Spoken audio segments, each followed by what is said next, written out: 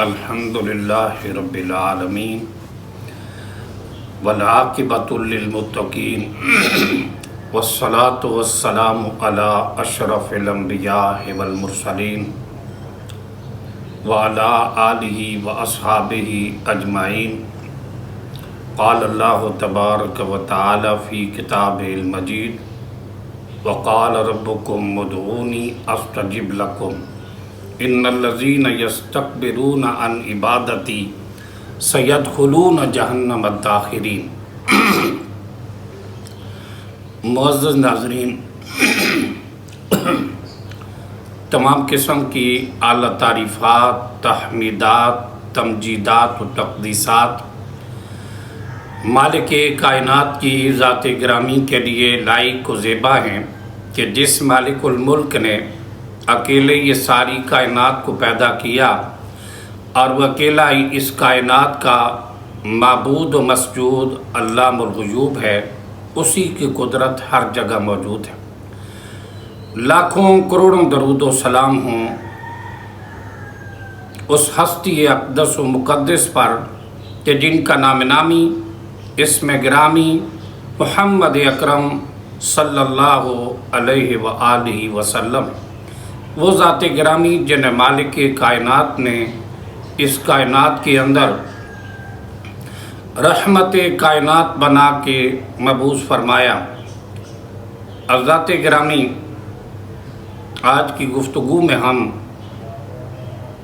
اسی عنوان پر بات کریں گے جو پچھلے لیکچر کے اندر ہم نے کچھ باتیں آپ کی خدمت میں داتا کون کے عنوان سے آپ کے سامنے رکھی تھی۔ اس میں کچھ چیزیں ایسی تھی جو رہ چکی تھی۔ ہم نے یہ فیصلہ کیا کہ پارٹ 2 کے اندر جو باتیں رہ گئی ہیں ان کی بھی وضاحت کر دی جائے۔ اس لیے رب ذوالجلال سے ہم توفیق مانگتے ہیں کہ مالک کائنات ہمیں حق و سچ بات کہنے کی توفیق عطا فرمائے۔ حقیقی بات یہ ہے کہ اس کائنات کا داتا، کائنات کو دینے والا، کائنات کا رزاق ایک رب ذوالجلال ہی ہے۔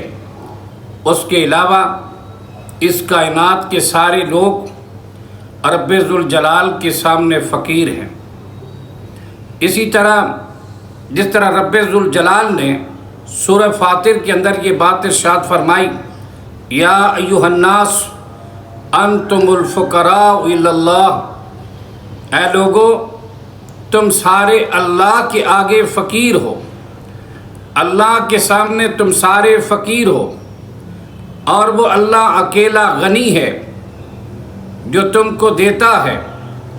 نبی پاک صلی اللہ تعالیٰ علیہ وآلہ وسلم جب نماز سے فارغ ہوتے تو اللہ کے محبوب علیہ السلام یہ دعا پڑھا کرتے تھے۔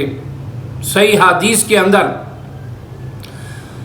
یہ قوی روایت ہے کہ نبی پاک صلی اللہ تعالیٰ علیہ وسلم یہ پڑھا کرتے تھے، اللہم لا مانع لما اعطیت ولا معطی لما منعت، کہتے اے اللہ جس کو تو عطا کرے اسے کوئی روکنے والا نہیں، اور جس کو تو عطا نہ کرے اس کو کوئی دینے والا نہیں۔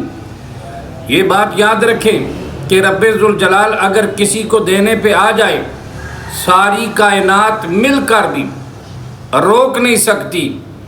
اگر مالک کائنات کسی کو عطا نہ کرے ساری کائنات مل کر بھی عطا کرنا چاہے تو نہیں عطا کر سکتی۔ یہ رب ذوالجلال کے سارے فیصلے ہیں، مالک کائنات ہی ہے۔ یہ ساری چیزوں کا اختیار، بیماری کا اختیار، شفا کا اختیار صرف رب ذوالجلال کے پاس ہے۔ کیونکہ یہاں پر ہمارے معاشروں میں یہ ہوتا ہے جب کوئی بندہ بیمار ہوتا ہے اور اسے بابوں کی قبر پہ لے جایا جاتا ہے اور جا کر التجا کرتے ہیں اسے شفا مل گئی، اسے زندگی مل گئی، اگر یہ اس بیماری سے ٹھیک ہو گیا، شفا یاب ہو گیا، تو ہم تیرے نام پر ایک دیگ دیں گے، بابا ہم تیرے نام کا یہ چڑھاوا دیں گے، تیرے نام کا بکرا دیں گے، گائے دیں گے، دمبا دیں گے، چھترا دیں گے۔ یہ باتیں اللہ رب العالمین یہ قرآن سے نہ ثابت ہے، نہ تاجدار مدینہ کی سنت و فرمان سے ثابت ہے کہ کس نے یہ کہا اور جی یہ ہو جائے گا وہ ہو جائے گا۔ یہ یاد رکھیں، بیماری و شفا دینا رب ذوالجلال کے اختیار میں ہے، انبیاء، اولیاء اور اتقیاء کے اختیار میں نہیں۔ جس طرح کہ قرآن مجید کے اندر سورہ انبیاء کے اندر یہ بات موجود ہے کہ سیدنا ایوب علیہ السلام اللہ کے جلیل القدر پیغمبر تھے۔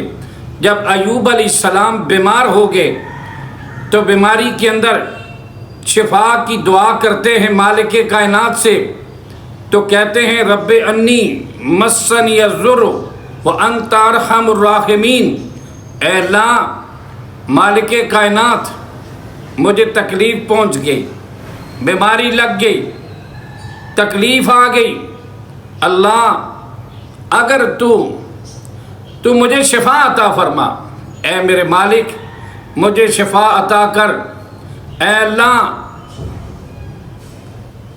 تو رحم کرنے والوں کا رحم کرنے والا ہے، مجھے شفائے کاملہ عطا کر دے بیماری سے۔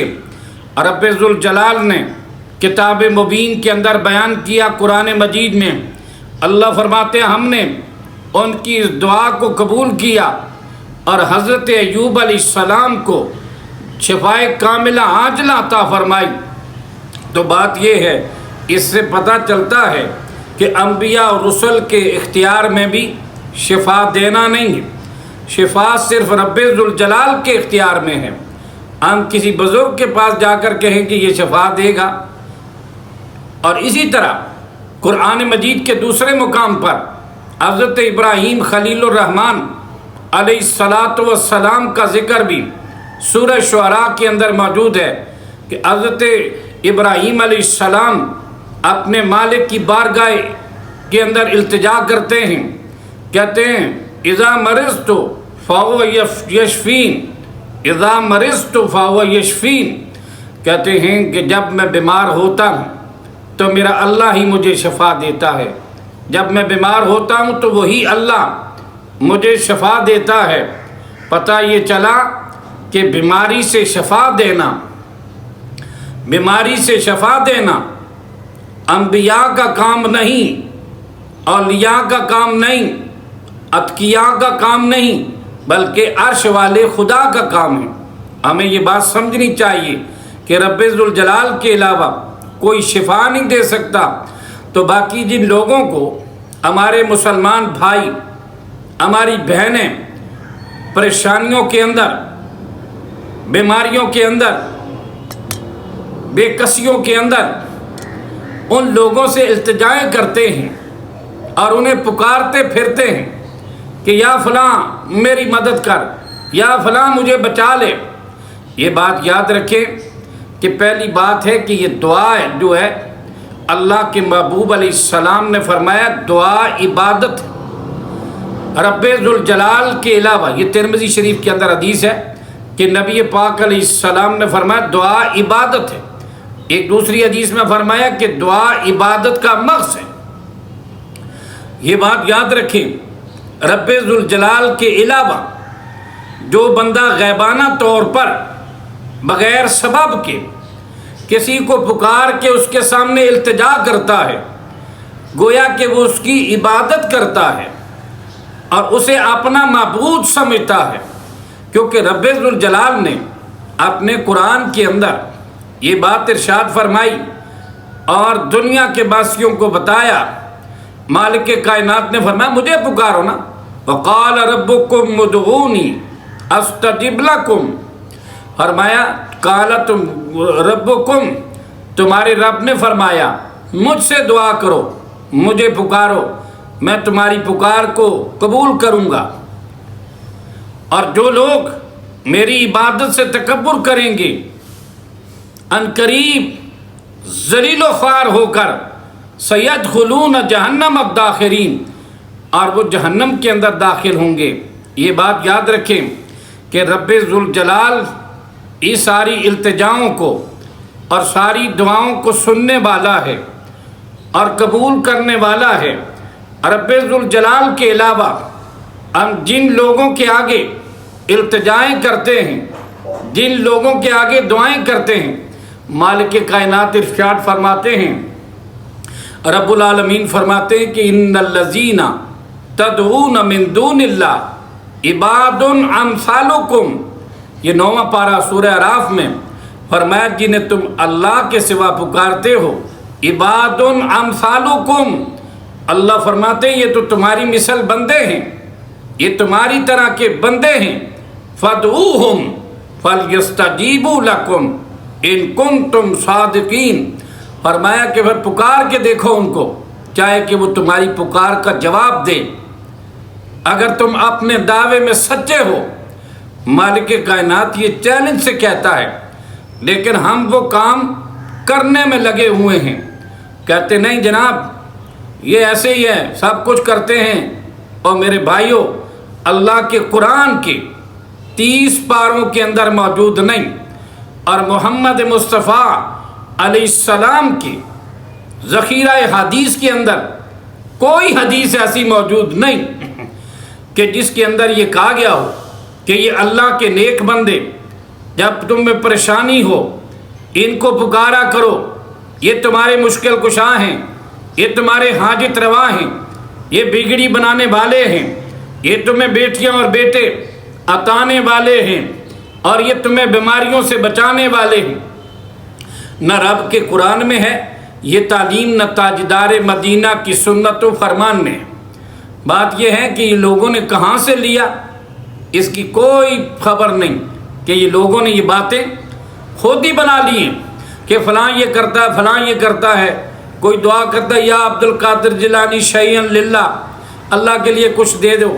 کوئی کیا کرتا ہے، کوئی کس طرح کرتا ہے، کوئی کہتا ہے سبز گنبد والے منظور دعا کرنا، جب وقت نزاع آئے دیدار عطا کرنا۔ میرے بھائیوں، دعا قبول کرنے والا رب ذوالجلال ہے، رب کی عبادت ہے دعا، اور رب ذوالجلال کے علاوہ کسی کی بھی عبادت جائز نہیں۔ لا الہ الا اللہ کا اقرار اسی بات کی دعائی دیتا ہے کہ اللہ کے سوا کوئی عبادت کے لائق نہیں، اور اسی لیے تو دعا بھی اسی ذات سے کی جائے جو نبی پاک نے فرمایا کہ دعا عبادت ہے، تو اللہ کے علاوہ کسی اور کی دعا اور سے دعا نہ کی جائے۔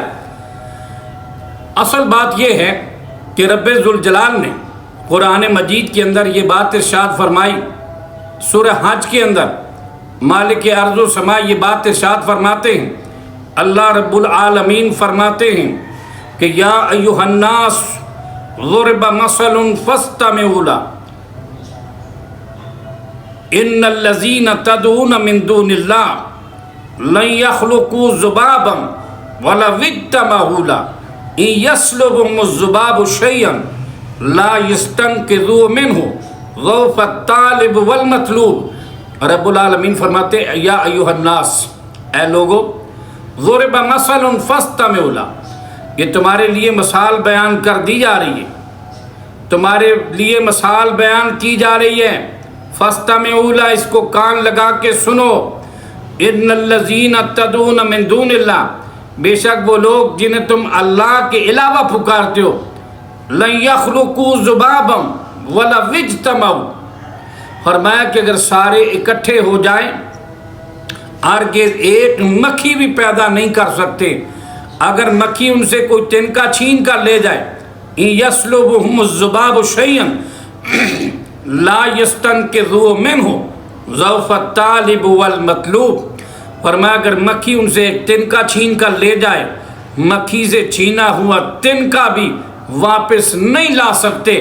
رب ذوالجلال کے علاوہ طالب بھی کمزور ہے اور مطلوب بھی کمزور ہے، دینے والا بھی کمزور ہے اور مانگنے والا بھی کمزور ہے، کیونکہ مانگا جائے اس ذات سے مانگا جائے جو ایک ذات، جو کائنات کے اندر ایک ہی ذات ہے جو کسی کی محتاج نہیں، مانگ اس ذات سے۔ تو بتانے کا مقصد یہ ہے کہ رب ذوالجلال نے ہر بات کو قرآن پاک کے اندر کھول کھول کر بتا دیا، اور دنیا کے باسیوں کو کہا، دنیا کے لوگوں، رب ذوالجلال کے علاوہ اس کائنات کا نہ کوئی داتا ہے، نہ کوئی کائنات کا حاجت روا ہے، نہ مشکل کشا ہے سوائے رب العالمین کے، اور اسی مالک کائنات کی بارگاہ سے مانگنا چاہیے، اور اسی مالک کائنات کے سامنے اپنے سر کو جھکانا چاہیے، اور وہی سجدے کے لائق ہے۔ کائنات کے اندر کوئی سجدے کے اور سر جھکانے کے لائق نہیں۔ نبی پاک علیہ السلام کا ارشاد گرامی ہے، آپ علیہ السلام نے فرمایا، اگر رب ذوالجلال کے علاوہ کسی کے لیے سجدہ کرنا جائز ہوتا تو میں عورت کو حکم دیتا کہ اپنے شوہر کے سامنے سجدہ کرتے، کہ کائنات کے اندر رب ذوالجلال کے علاوہ کسی کے سامنے نہ سجدہ کیا جا سکتا ہے، نہ سر کو جھکایا جا سکتا ہے۔ لیکن یہ بات سمجھ آنی چاہیے کہ رب ذوالجلال نے اپنے قرآن کے اندر بڑے واضح الفاظ میں اس چیز کے بارے میں سمجھایا، لیکن لوگ سمجھتے نہیں۔ وہ کہتے ہیں، ہم جا کر کہتے ہیں، بابا جی ہم تیری بارگاہ میں تیرے آستانے پہ التجا کرتے ہیں۔ میری بات کہتے ہم خبر والے سے نہیں مانگتے، ہم کہتے ہیں ہماری التجا آپ کے آگے، آپ کی رب کائنات کے آگے، کہ یہ ہوتا ہے۔ ہم قبر پہ یہ کہنے جاتے ہیں کہ بابا میری یہ التجا ہے، اللہ تک اس کو پہنچا دے۔ یہ بات یاد رکھیں، قبر کے اندر جو بزرگ مدفون ہو چکے ہیں، جو دفن ہو چکے ہیں، ان کے بارے میں یہ کلیئر بات ہے۔ رب ذوالجلال نے فرمایا اس کو کوئی سنا نہیں سکتا۔ کیوں نہیں سنا سکتا؟ مالک کائنات چاہے تو پتھروں کو بھی سنا دے، مالک کائنات چاہے حجروں کو سنا دے، شجروں کو سنا دے، شہد کی مکھی کو سنا دے، جس کو چاہے سنا دے۔ وہ مالک، وہ خالق، وہ رازق، وہ حاکم، سارے اختیارات والا ہے۔ لیکن فرمایا کہ محبوب کبریا کو سورہ فاطر کے اندر مالک کائنات فرماتے ہیں، ان اللہ یسمع من یشاء وما انت بمسمع من فی القبور۔ اللہ فرماتے ہیں کہ اللہ جس کو چاہے سنائے، لیکن محبوب آپ ان کو بات نہیں سنا سکتے جو قبروں میں پڑے۔ پتہ یہ چلا کہ اگر محبوب کبریا کو مالک کائنات نے فرما دیا کہ اللہ کے نبی آپ قبر پہ پڑے ہوئے لوگوں کو اپنی بات نہیں سنا سکتے، رب نے قرآن میں بتا دیا محمد مصطفیٰ علیہ السلام تو قبر کے اندر پڑے ہوئے لوگوں کو اپنی بات نہیں سنا سکتے۔ رب ذوالجلال نے کہہ دیا اللہ تو جس کو چاہے سنائے، لیکن محبوب آپ نہیں سنا سکتے۔ تو جب سرور کائنات اپنی بات قبر والوں کو نہیں سنا سکتے، اور میں اور آپ کیا ہیں، ہم کس طرح اپنی مرضی سے کسی مردے کو اپنی بات سنا سکتے؟ بات تو یہ سمجھنی چاہیے، لیکن یہ بات سمجھ نہیں آتی۔ اکثر ہمارے بھائی کہتے ہیں یہ بات نہیں جی، کہ اللہ کی طرف ہم وسیلہ تلاش کرتے ہیں، یہ بزرگ یہ اللہ کے ہاں ہمارے لیے وسیلہ ہے۔ اور قرآن مجید سے ایک آیت پیش کرتے ہیں، رب ذوالجلال نے قرآن مجید کے اندر بیان کیا، سورہ المائدہ کی آیت مبارکہ میں رب ذوالجلال ارشاد فرماتے ہیں، یا ایھا الذین آمنوا اتقوا اللہ وابتغوا الیہ الوسیلہ وجاہدوا فی سبیلہ لعلکم تفلحون۔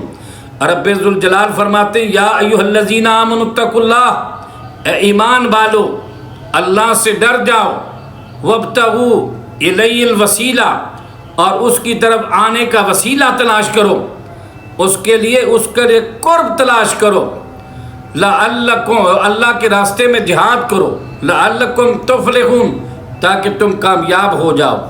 پہلی بات کہی یا ایھا الذین آمنوا اتقوا اللہ وابتغوا الیہ الوسیلہ، یعنی رب ذوالجلال کی طرف وسیلہ تلاش کرو، اور اللہ کے راستے میں جہاد کرو تاکہ تم کامیاب ہو جاؤ۔ یہاں یہ بات کہی تو اس سے کہتے ہیں دیکھو جی اللہ نے قرآن میں کہا ہے کہ تم وسیلہ تلاش کرو، لہذا یہ وسیلہ ہیں، لیکن یہاں ٹھہر کر، یہاں رک کر، دل و دماغ کو حاضر رکھ کے یہ بات یاد رکھیں، اس کے اندر اللہ تعالیٰ نے کسی شخصی وسیلے کا اس آیت کے اندر ذکر نہیں کیا، بلکہ پوری کائنات کے مومنین کو، اہل ایمان کو مخاطب کیا۔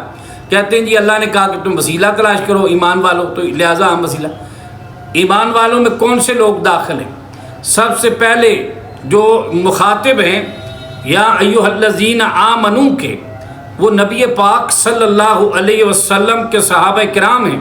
یا ایھا الذین آمنو، اللہ سب سے پہلے ان کو خطاب کر رہا ہے، اور اس کے بعد قیامت تک آنے والے جتنے مومن اہل ایمان ہیں وہ سارے مخاطب ہیں، لیکن رب ذوالجلال فرماتے ہیں ایمان والوں، پہلے مخاطب صحابہ کرام، فرمایا ایمان والوں اللہ سے ڈرو اور اس کی طرف وسیلہ تلاش کرو۔ اب یہاں پر یہ بات، یہ حکم ہے سارے ایمان والوں کو، جتنے ایمان والے اس کائنات کے اندر ہیں، صحابہ کرام سے لے کر قیامت تک کے لیے تمام ایمان والوں کو مالک کائنات نے حکم دیا کہ تم وسیلہ تلاش کرو۔ اب سوچنے کی بات یہ ہے کہ جو بابے، جو بزرگ جن کو ہم نے اولیاء بنایا ہوا ہے، وہ اللہ والے بندے جو نیک بندے ہیں، بظاہر نیک ہیں، دلوں کے بھید تو رب جانتا ہے، کون نیک اور کون بد ہے، کون جنتی ہے اور کون جہنمی ہے، اس کا فیصلہ تو کوئی بھی نہیں کر سکتا اور کسی کے پاس نہیں ہے، وہ تو جب اعمال تلیں گے تو پتہ چلے گا۔ لیکن بات یہ ہے کہ ہمیں یہ سوچنی چاہیے کہ یہ حکم اللہ فرماتے ہیں یا ایھا الذین آمنوا، اے ایمان والو۔ اب پورے ایمان والوں کو حکم ہے وسیلہ تلاش کرنے کا، تو اولیاء اللہ یہ نہیں ہے ایمان والے، اتقیاء صلحاء صحابہ کرام، کیا یہ ایمان والوں میں شامل ہے کہ نہیں؟ جب وہ بھی ایمان والے ہیں، جو حکم مجھے ہے وہی حکم بابے کو ہے، اگر وہ ایمان والا ہے۔ اگر ایمان والا ہے تو اسے بھی حکم ہے تو بھی وسیلہ تلاش کر۔ تو جو بندہ خود وسیلے کا متلاشی ہوگا، اس کی ذات دوسرے کے لیے وسیلہ کس طرح ہے؟ اللہ نے فرمایا ایمان والو وسیلہ تلاش کرو۔ ہمیں سمجھ آئے جی ٹھیک ہے ایمان والے وسیلہ تلاش، کون سے ایمان والے؟ ایمان والوں میں صحابہ کرام ہیں، اولین ایمان والے جو مخاطب ہیں صحابہ کرام ہیں، پھر جناب تابعین، اتباع تابعین، سارے ائمہ دین، سارے اولیاء جتنے بھی ہیں، سارے کے سارے، سب کو یہ حکم دیا مالک کائنات نے کہ تم سارے وسیلہ تلاش کرو۔ اب سارے ہی وسیلے کے متلاشی ہیں، جو خود وسیلے کا متلاشی ہے اس کی ذات دوسرے کے لیے وسیلہ کیسے بنے؟ ہم کہتے ہیں ہم ایمان والے ہیں تو بابا ایمان والا نہیں ہے۔ اگر وہ بھی ایمان والا ہے، جو حکم اس آیت میں مجھے ہے یہ اس کو بھی ہے، اگر بے ایمان ہے تو پھر تو فارغ ہو گیا ویسے بھی۔ تو یہ سمجھنا چاہیے کہ وسیلے سے یہاں ایمان، عمل صالح، یہ چیزیں اللہ کے قرب کا باعث ہے۔ اللہ کے راستے میں جہاد کرنا یہ اللہ کے قرب کا باعث ہے۔ جتنی چیزیں بھی اللہ کے قریب کرنے والی چیزیں ہیں، جو اللہ کے قرب کا باعث ہے، یہ وسیلہ۔ لیکن یہاں عمل صالح اور ایمان کو وسیلہ قرار دیا گیا ہے، تو ہمیں کوشش کرنی چاہیے کہ ہم نیک اعمال کریں اور رب ذوالجلال سے ڈرتے رہیں اور نیک اعمال کرتے رہیں، برائیوں سے بچتے رہیں، شرک سے، بدعات سے بچتے رہیں، کیونکہ اگر عمل کے اندر شرک آ گیا تو بندہ کسی کام کا نہ رہا۔ صحیح مسلم کے اندر سیدنا ابو ہریرہ رضی اللہ تعالی عنہ سے حدیث مبارکہ موجود ہے کہ نبی پاک صلی اللہ تعالی علیہ وسلم نے فرمایا کہ ایک ایسی دعا ہے جو ضرور قبول ہوتی ہے، ہر نبی کی ایک دعا ایسی ہے جو ضرور قبول ہوتی ہے۔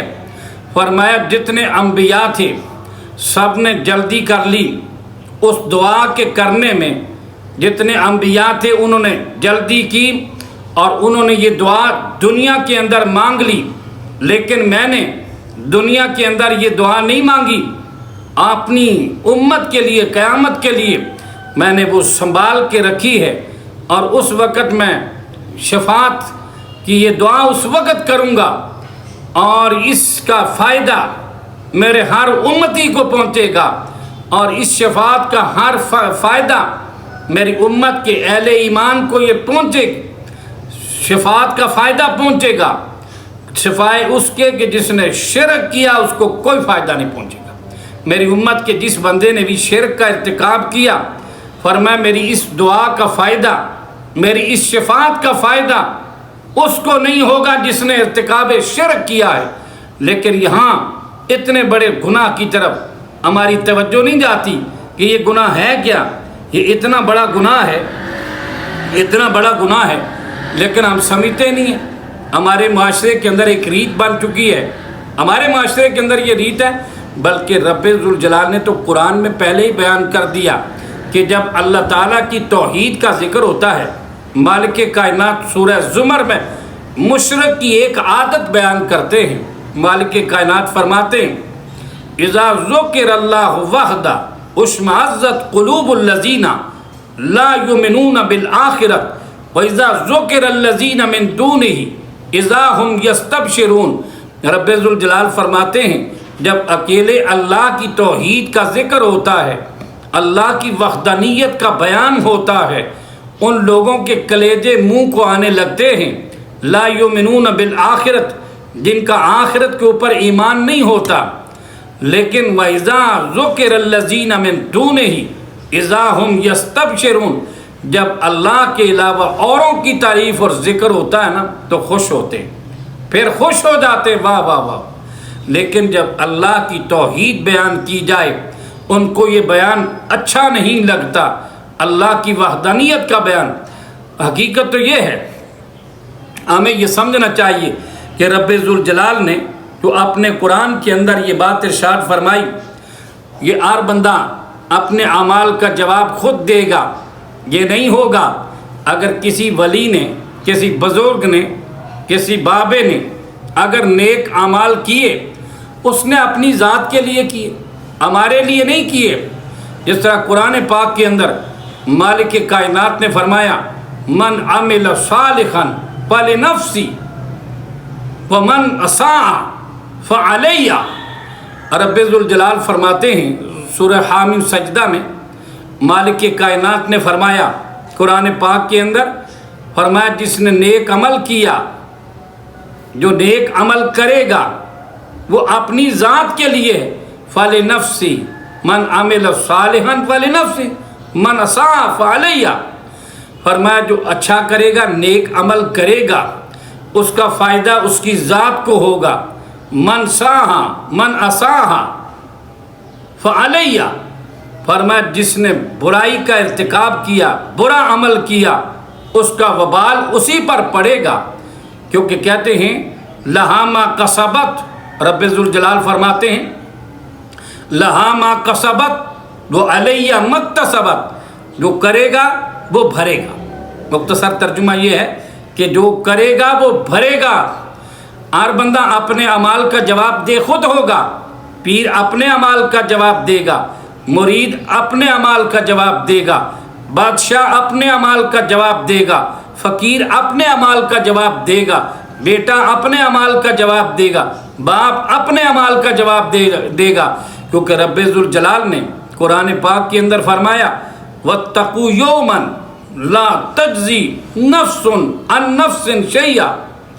فرمایا لوگو اس دن سے ڈر جاؤ جس دن کوئی شخص کسی شخص کے کوئی کام نہیں آئے گا، وَلَا يُقْبَلُ مِنْهَا شِفَاعَةٌ وَلَا يُؤْخَذُ مِنْهَا عَدْلٌ۔ فرمایا اس دن سے ڈر جاؤ جس دن کوئی نفس کسی نفس کے کوئی کام نہیں آئے گا، کوئی کچھ کام نہیں آئے گا، نہ اس کی سفارش قبول کی جائے گی، وَلَا يُقْبَلُ مِنْهَا شِفَاعَةٌ وَلَا يُؤْخَذُ مِنْهَا عَدْلٌ، نہ اس سے کوئی جرمانہ وغیرہ لیا جائے گا۔ اس وقت ایسا نہیں ہوگا۔ اپنے اعمال کے لیے اپنے اعمال کی تیاری کر لو، نیک اعمال کر لو، ہر بندے نے اپنے اپنے اعمال کا جواب دینا ہے. کوئی بابا میرے اعمال کی اور آپ کے اعمال کا جواب نہیں دے گا، نہ بابے کے اعمال کا ہم سے پوچھا جائے گا، بلکہ سرور کائنات رحمت للعالمین علیہ الصلاۃ والسلام کو مالک کائنات نے سورہ یونس کے اندر یہ بات ارشاد فرمائی، فَقُلْ لِي عَمَلِي وَلَكُمْ عَمَلُكُمْ أَنْتُمْ بَرِيئُونَ مِمَّا عَمَلْ وَأَنَا بَرِيءٌ مِمَّا تَعْمَلُونَ. رب ذوالجلال نے قرآن پاک کے اندر یہ بات ارشاد فرمائی. اللہ فرماتے ہیں کہ میرے نبی سے کہہ دو میرا عمل میرے ساتھ ہے، وَلَكُمْ عَمَلُكُمْ تمہارے اعمال تمہارے ساتھ ہے، تم اس سے بری الذمہ ہو جو میں عمل کرتا ہوں. وَأَنَا بَرِيءٌ مِمَّا تَعْمَلُونَ فرمایا کہ میں اس سے بری الذمہ ہوں جو تم عمل کرتے ہو. میں اپنے اعمال کا جواب دوں گا. امت کے رسول نے سلطان الانبیاء جناب محمد مصطفیٰ نے فرما دیا کہ لوگوں یاد رکھ لو اپنے اعمال کا جواب میں نے دینا ہے، میرے اعمال کا جواب تم نے نہیں دینا، اور اب تم نے اپنے اعمال کا جواب تم نے دینا ہے، تمہارے اعمال کا میں نے نہیں دینا، اور میرے اعمال کا جواب تم نے نہیں دینا، میں نے دینا ہے. ہر بندے کا اپنا عمل ہوگا، اس لیے آپ نے اپنے اعمال کی تیاری کرنی ہے، نیک اعمال کی تیاری کرنی ہے، کیونکہ سید کائنات جناب محمد مصطفیٰ صلی اللہ تعالیٰ علیہ وسلم نے بھی اس بات کی تعلیم دی ہے. اور اپنی بیٹی سیدہ فاطمہ سے کہا. یہاں پر میں کل ایک مولوی صاحب کا سن رہا تھا بیان، کہہ رہے تھے کہ غوث اعظم حضرت عبد القادر جیلانی نے کہا کہ جب تک میرا ایک بھی مرید جنت میں نہیں جائے گا میں جنت میں داخل نہیں ہوں گا. اِنَّا لِلَّهِ وَإِنَّا إِلَيْهِ رَاجِعُونَ. ایسا ہو سکتا ہے کہ میں سارے لوگوں کو میں لے کر چلا جاؤں گا؟ یہ کس طرح کی باتیں ہیں؟ جبکہ نبی پاک سرور کائنات سلطان الانبیاء والمرسلین علیہ الصلاۃ والتسلیم کے مقام جیسا کائنات کے کسی انسان کا مرتبہ و مقام نہیں. اور پوری کائنات کے امام علیہ الصلاۃ والسلام نے بخاری و مسلم کے اندر یہ حدیث موجود ہے، اپنے خاندان والوں کو کہا، خاندان والوں اپنے آپ کو جہنم کی آگ سے بچانا. اے بنو ہاشم، اے بنو عبد الشمس، اے بنو، سارے خاندان والوں کو بار بار مخاطب کر کے کہا، اے بنو عبد المطلب، اے بنو ہاشم، اے بنو عبد مناف. اللہ کے رسول نے فرمایا اپنے آپ کو جہنم کی آگ سے بچانا، میں تمہارے کسی کام نہیں آ سکوں گا. اے میری پھوپھی، اے میری پھوپھی، میں اپنے آپ کو جہنم کی آگ سے بچانا، میں تمہارے کسی کام نہیں آؤں گا. حضرت فاطمہ بنت رسول جو گلشن مصطفیٰ کا پھول ہے، خاتون جنت ہے، لیکن اس کو بھی کائنات کے امام نے یہ بات ارشاد فرمائی، بیٹی میرے مال سے جو کچھ مانگنا ہے مجھ سے لے لو، وَلَا أُغْنِي عَنْكَ مِنَ اللَّهِ شَيْئًا. اللہ کے ہاں میں تمہارے کسی کام نہیں آؤں گا. اپنے نیک اعمال کرنا، اپنے آپ کو جہنم کی آگ سے بچانا. اور یہ کہتے ہیں کہ ہم جب ایک مرید بھی داخل نہیں ہوگا تو ہم جنت میں داخل نہیں ہوتے، جبکہ سرور کائنات تو اپنے خاندان کو، اپنے کنبے والوں کو، اپنے قبیلے والوں کو، اپنے خاندان والوں کو، اپنے چچاؤں کو، اپنی پھوپھی کو، اپنی بیٹی کو یہ کہتے ہیں کہ اپنے آپ کو جہنم سے خود بچانا، میں اللہ کے ہاں میں تمہارے کسی کام نہیں آؤں گا. یہاں بابے آ کے فرشتوں کو بھی دبوچ لیتے ہیں، سمجھ نہیں آتی. اللہ رب العالمین ہمیں یہ سمجھنے کی توفیق عطا فرمائے کہ ہم حق بات کو سمجھیں، اللہ کے دین کی بات ہم سمجھنی چاہیے. اور یہ ہے کہ اللہ رب العالمین فرماتے لا تازر وازرۃ وزر اخری، کہ ایک بندہ دوسرے کا بوجھ نہیں اٹھائے گا، ہر ایک نے اپنے اپنے اعمال کا جواب دینا ہے. یہ کوئی نہ کسی کو بچا سکتا ہے نہ کچھ کر سکتا ہے. جہاں رہی یہ بات کہ ہمارے جذباتی جملے اور جھوٹے قصے اور کہانیاں بیان کر کے لوگوں کو بتاتے ہیں اور زمین و آسمان کے کلابے ملا دیتے ہیں کہ جی فلاں کے پاس جاؤ گے تو یہ ہو جائے گا، تم چھت پہ جانا جاؤ گے سیڑھی کی ضرورت پڑے گی، فلاں ہو جائے گا فلاں۔ اور میرے بھائیوں، رب ذوالجلال نے اپنے قرآن کے اندر فرقان حمید کے اندر مالک ارض و سما نے بڑے واضح الفاظ میں یہ بات ارشاد فرما دی۔ اللہ فرماتے ہیں اذا سالک عبادی انی فانی قریب اجیب دعوت الداعی اذا دعان۔ رب العالمین فرماتے ہیں کہ اے میرے نبی، جب میرے متعلق میرے بندے سوال کریں نا تو ان کو کہہ دو کہ انی قریب، میں تمہارے بہت قریب ہوں۔ اللہ کتنا قریب ہے، اللہ اکبر۔ فرمایا میں بہت قریب ہوں، جب میرے بندے مجھ سے جو دعا کریں گے میں ان کی دعاؤں کو قبول کروں گا۔ اجیب دعوت الداعی اذا دعان، اور میں ہر پکارنے والے کی پکار کو جب مجھے پکارے گا میں قبول کروں گا۔ اور یہ بات رب ذوالجلال نے قرآن میں کہی کہ اللہ قریب ہے۔ اب کتنا قریب ہے؟ مالک کائنات نے دوسرے مقام پہ فرمایا نحن اقرب الیہ من حبل الورید۔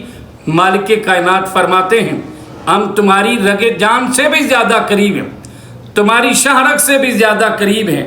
تو مالک کائنات جب اتنا قریب ہے، اس زندہ مالک و خالق کو چھوڑ کر ہم قبروں کے اندر مدفون بزرگوں کو اگر پکاریں، ان سے شفاعت طلب کریں، ان کے سامنے التجائیں کریں، انہیں مشکل کشا مانیں، انہیں حاجت روا مانیں، انہیں بگڑی بنانے والا مانیں، ان کے آگے سر کو جھکائیں، اور یہ باتیں رب ذوالجلال کو ہرگز گوارا نہیں ہیں۔ اور اسی لیے تو کسی اہل دل نے یہ بات کہی تھی کہ ہو جس میں عبادت کا دھوکہ، مخلوق کی وہ تعظیم نہ کر، جو خاص خدا کا حصہ ہے بندوں میں وہ تقسیم نہ کر۔ اللہ تعالیٰ میرے مسلمان بھائیوں کو حق و سچ بات کہنے کی، سمجھنے کی اور اس پر عمل کرنے کی توفیق عطا فرمائے۔ وآخر دعوانا ان الحمد للہ رب العالمین۔